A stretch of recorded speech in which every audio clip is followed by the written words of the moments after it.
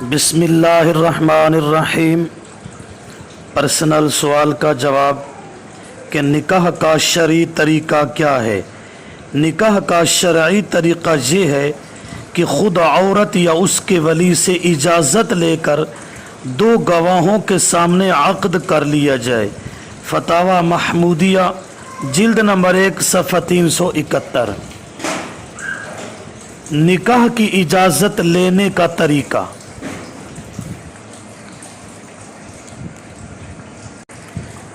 بالغہ لڑکی کا ولی یعنی باپ خود لڑکی کو اطلاع کر دے کہ میں فلاں لڑکے سے اتنے مہر کے عوض تیرا نکاح کرتا ہوں، پھر اتنی دیر ٹھہر جائے کہ اگر لڑکی ہاں نہیں کا کوئی جواب دینا چاہے تو دے سکے۔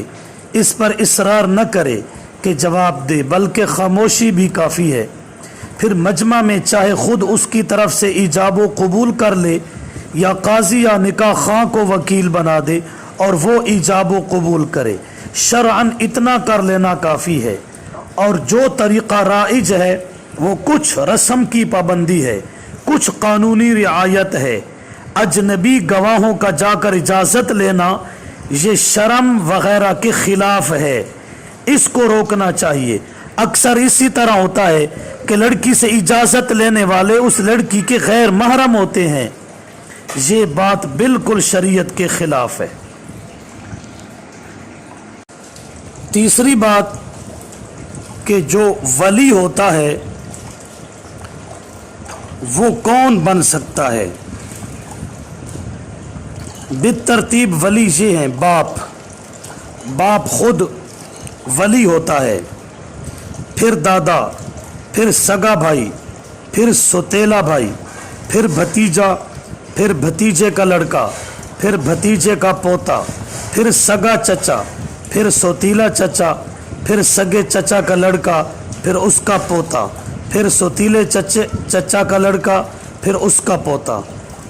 پھر یہ سب نہ ہوں تو اس کے بعد باپ کا چچا ولی ہے، پھر اس کی اولاد، پھر دادا کا چچا، پھر اس کے لڑکے، پوتے، پڑپوتے وغیرہ، پھر ماں، پھر دادی، پھر نانی، پھر نانا، پھر حقیقی بہن، پھر سوتیلی بہن، پھر جو بھائی بہن ماں شریک ہو، پھر پھوپھی، پھر ماموں، پھر خالہ۔ عالمگیری جلد نمبر 1 صفحہ 273۔ یہ ہے ولی کی ترتیب کہ باپ ولی بنے، باپ نہیں ہے تو دادا بنے، دادا نہیں ہے تو سگا بھائی بنے، وہ نہیں ہے تو سوتیلا۔ ایک رشتہ نہیں ہوگا تو پھر دوسرا ہوگا، لیکن ہمارے ہاں اس کے مختلف رواج ہیں۔ کوئی کسی کو بازو بنا دیتا ہے، کوئی کسی کو ولی، کہ فلاں آ کر میری لڑکی کا نکاح پڑھائے وغیرہ وغیرہ۔ یہ ہماری رسومات ہیں۔ شرعی ترتیب جو میں نے عرض کر دی یہی ہے۔